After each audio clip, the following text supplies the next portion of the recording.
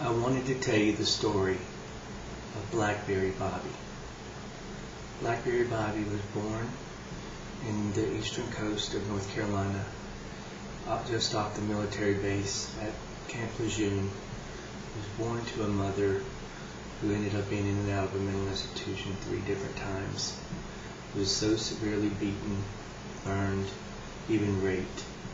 He spent his life in an orphanage and has overcome many obstacles in his life, and I felt it was important to tell his story.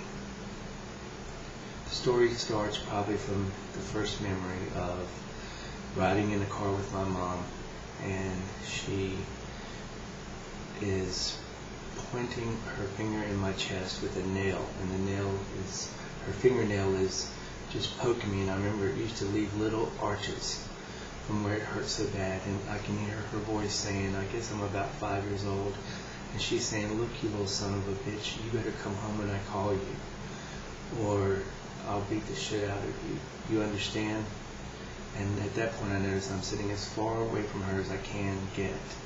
She has a big beehive bouffant, she's smoking a cigarette and chewing gum, and she's got some of those cat glasses that I guess people thought were hot back then in the early 60s.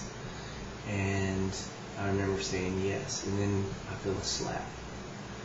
And she said, what did you say? And I said, yes, ma'am. She said, you better say yes, ma'am. Next thing you know, we've stopped the car, and she says, get out. And she throws a bag, I guess, with a sandwich in it, and she leaves me on the playground.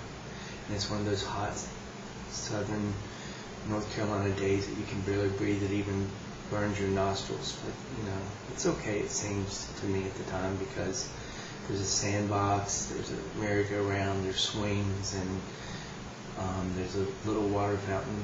And so I basically spend the day there playing and doing whatever.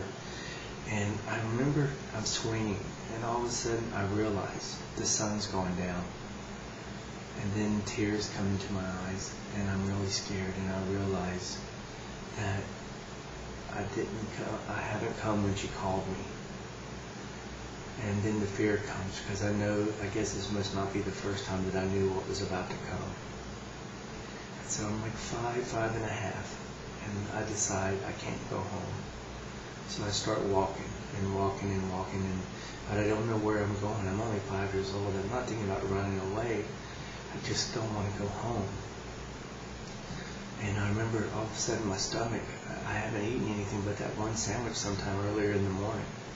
And so I start walking. I come across, I guess, a mess hall, and in their garbage outside, I see a hot dog sitting there. So I reach in and get the hot dog with chili on it. And it's half eaten, but I eat it, and I keep walking. And now, if you know anything about the coast of North Carolina, it can go from like 80 to 60 in a couple of hours. And now my teeth are chattering, and I'm scared. I don't know if it's from the fear or the cold or being sunburned and being out all day. And I guess somehow, I don't know how I ended up back at the apartment where we lived. My mother was now married to my stepfather, Jack. She had been married to another man previously and had 2 kids. And then somewhere in between there, she slept with a man, and I am the child of that man. So I don't really belong to her first husband or now her second husband. And I remember there's a box on the front porch, and I crawl in the box and I hide. And all of a sudden I hear them come out, and they're like going, she is just irate. And she's screaming, I'm going to kill him. I'm going to kill him when I find that little son of a bitch. And Jack, her new husband, is saying, Jean, calm down. Jean is my mother. And she said, we'll find him. You can deal with him then, but don't make a big scene in front of the neighbors.